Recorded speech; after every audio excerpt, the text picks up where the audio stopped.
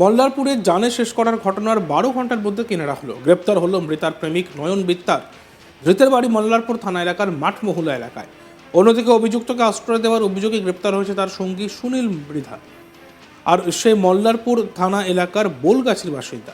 এছাড়া আরও দুজন সন্দেহভাজনকে আটক করা হয়েছে।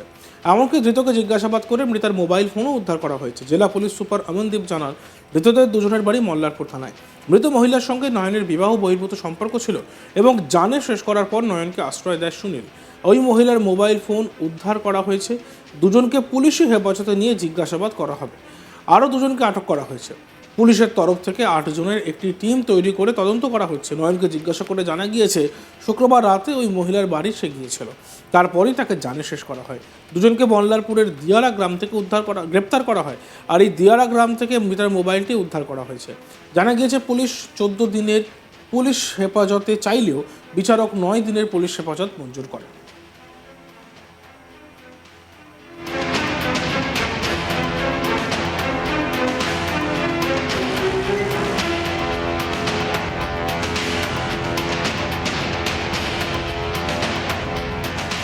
আর এ নিয়ে পুলিশ সুপার অমনদীপ তিনি কি বলেছেন শুনুন। সকালের দিকে আমাদের মোহাম্মদবাজার থানাতে আমরা ইনফরমেশন পেলাম কি একজন মহিলা প্লাস ওনার একজন ছেলে আর একজন মেয়েকে ধরা হয়েছে। ওখানে গিয়ে আমরা বডিকে রিকভার করলাম। তারপরে ওখানে একটা অ্যাজিটেশন একটু ছিল। পুলিশ কুকুর ওখানে নামানো হয়। পুলিশ কুকুর থেকে আমরা কিছু ইনপুট ইনপুট পেলাম। তারপরে আমাদের এখানে হেডকোয়ার্টার থেকে ম্যানুয়াল প্লাস আমাদের টেকনিক্যাল সার্ভেলেন্সের মাধ্যমে আমরা টেকনিক্যাল ইনপুটসের মাধ্যমে আমরা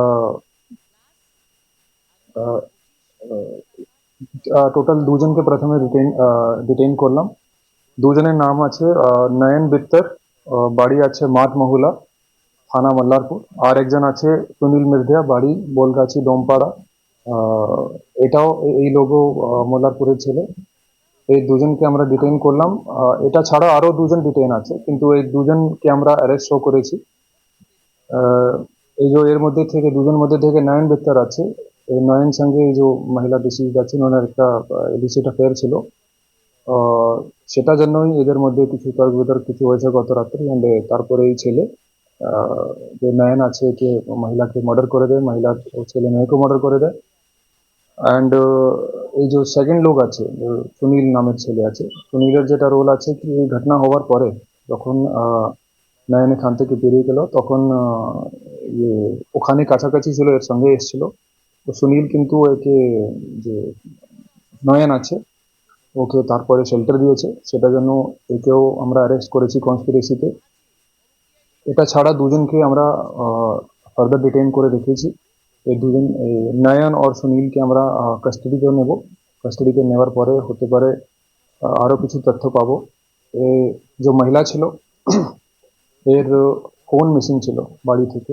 মহিলার ফোনও আমরা একে অ্যারেস্ট করার পরে নয়নের লিডিং স্টেটমেন্টে আমরা রিকভার করতে পেরেছি। সেটা আছে দিয়ারা নামের জায়গা আছে একটা মল্লারপুর থানা আন্ডারে, ওখান থেকে আমরা ফোনকে রিকভারও করেছি অ্যাজ পার লিডিং স্টেটমেন্ট। এই যে অ্যাকিউজের লিডিং স্টেটমেন্টে আমাদের আমরা ফরেন্সিক টিমের জন্য রেকুইজিশন করেছি। ফরেন্সিক টিম আমাদের এখানে সানডে বা মানডে, রবিবার বা সোমবার চলে আসবে আমাদের ফরেন্সিক টিম। ফরেন্সিক টিম আসার অবধি আমরা আমাদের এই যে ভিকটিমের বাড়ি আছে ওখানে আমরা গার্ড করে রাখবো। আমাদের পুলিশ গার্ড থাকবে, ও বাড়ি বন্ধ থাকবে। ওখানে ফরেন্সিক এক্সামিনেশন হবে, ফরেন্সিক কিছু তথ্য তোলা হবে, সেটাও তারপরে ইনভেস্টিগেশনে আমাদের কাজে লাগবে। এটা ছাড়া আমরা আর যেটা একটা কাজ করেছি কি আমাদের এখানে হেডকোয়ার্টার লেভেলে আমরা একটা স্পেশাল ইনভেস্টিগেশন টিম আজকে দুপুরেই করে দিয়েছিলাম। ওই স্পেশাল ইনভেস্টিগেশন টিমে আমরা আমাদের রিসেন্টলি হেডকোয়ার্টার পাড়া ডিএসপি ডিএমপি অয়ন, আমাদের দুজন ইন্সপেক্টর আছেন তপাই অ্যান্ড অরূপ, যিনি মাল্লারপুর থানায় চার্জ ছিলেন। এটা ছাড়া আরও আমাদের হেডকোয়ার্টার থেকে ওসিএসজি আছেন এখানে, উনি আছেন। এটা ছাড়া আর কিছু 2-4 অফিসার আছে। টোটাল 8 জনের টিম আছে। টোটাল 8 জনের টিম আছে। তো এরা সবাই জয়েন্টলি ভালোভাবে কাজ করেছে, সেই জন্য এত তাড়াতাড়ি আমরা উইদিন 12 ঘন্টার মধ্যে আমাদের কাছে রিপোর্ট সকালে মোটামুটি এই সময় মতলব ঠিক 12 ঘন্টা প্রায় আগে এসেছিল আমাদের কাছে। 12 ঘন্টা 12 ঘন্টার মাথায় আমরা এই কেসকে সলভ করতে পেরেছি। দুজনকে অ্যারেস্ট করা হয়েছে। দুজনকে আরো দুজনকে আমরা এদের কিছু ডাউট আছে, কিছু ইনভেস্টিগেশন ইন্টারেস্টে আমরা ডিটেইন করে রেখেছি এখন অবধি। ওদের ফার্দার আমরা ইন্টারোগেশন করছি।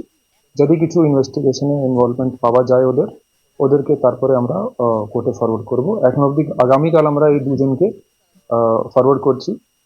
মার্ডার ওয়েপন এখন অবধি সিজ হয়নি।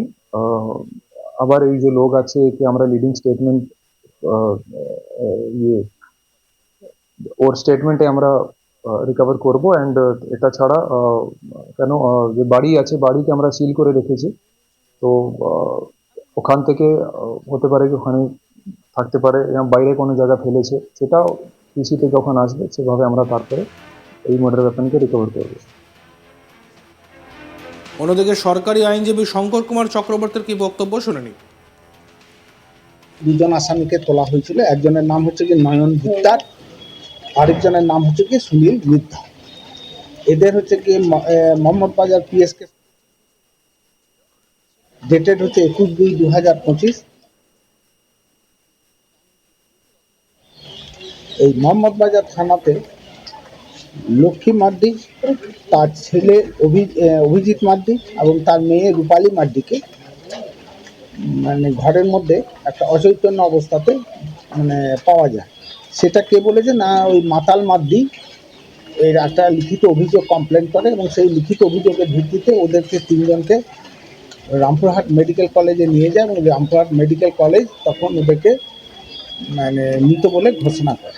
তখন মোহাম্মদ বাজার থানা পুলিশ এটা ইনভেস্টিগেশন করে এবং মোহাম্মদ বাজার থানা পুলিশ ইনভেস্টিগেশন করে এই দুজন আসামিকে নয়ন মিদ্ধা আর ওই সুনীল মিদ্ধাকে নয়ন মিদ্ধার আর সুনীল মিদ্ধারকে অ্যারেস্ট করে এবং অ্যারেস্ট করে আজকে তাদেরকে এখানে মানে সিজিএম আদালতে প্রডিউস করে এবং সিজিএম আদালতে প্রডিউস করার পর মোহাম্মদ বাজার থানা তাদের কাছে পিসি চায় এবং লাইনের সিজিএম সেই পিসি মঞ্জুর করে 3/3/2025 পর্যন্ত, মানে আজকে থেকে 3/3/2025 পর্যন্ত তাদেরকে পুলিশ হেফাজতে রাখার জন্য। কতদিনের পিসি চেয়েছিল আর কতদিন মঞ্জুর হয়েছে? 14 দিন মানে পিসি চেয়েছিল আর 9 দিন তাকে অ্যালাউ করে।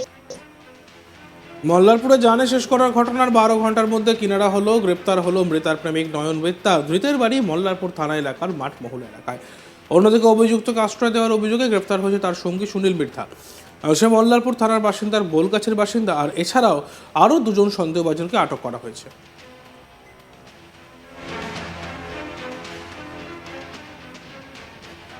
দেখতে থাকুন আজ তাক বাংলা। ভিডিওসগুলি ভালো লাগলে অবশ্যই লাইক করবেন, কমেন্ট করবেন, শেয়ার করবেন। চ্যানেলটিকে সাবস্ক্রাইব করতে ভুলবেন না।